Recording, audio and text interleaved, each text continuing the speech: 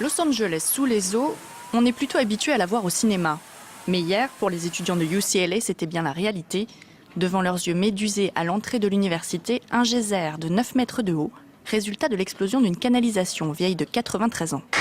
Sur le campus de l'université de Los Angeles, plus d'escaliers, une cascade, le parvis, le stade et la route sont sous les eaux.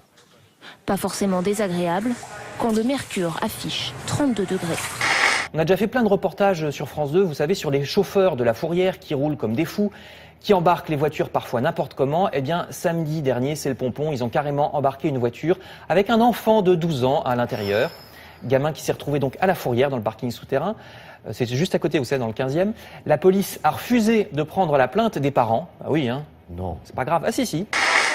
Jeune homme, la trentaine, combattant dans un groupe terroriste, recherche une femme, sans préliminaire, mariage immédiat. Ce n'est pas une blague, l'État islamique, le groupe ultra-radical qui terrorise l'Irak et la Syrie, vient d'ouvrir une agence matrimoniale pour ses combattants. En matière d'hygiène, rien ne vaut le point cogné. Ces chercheurs anglais en ont fait la démonstration en laboratoire grâce à un gant imbibé de bactéries.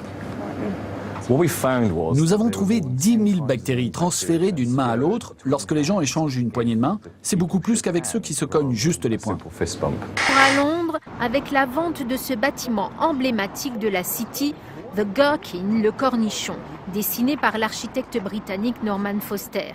La société propriétaire a été placée sous administration judiciaire.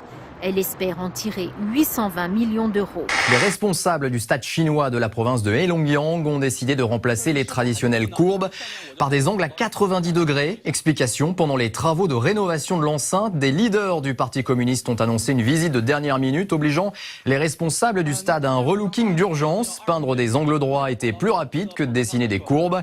L'originalité de la piste n'a d'ailleurs pas dérangé les représentants du régime. Miracle, et c'est peu de le dire. Regardez ces images incroyables qui nous viennent des États-Unis, dans l'Indiana. Deux femmes ont vu la mort de près alors qu'elles se trouvaient, vous le voyez, sur un pont de chemin de fer. Elles sont saines et sauves. Le train est passé juste au-dessus d'elles sans les blesser.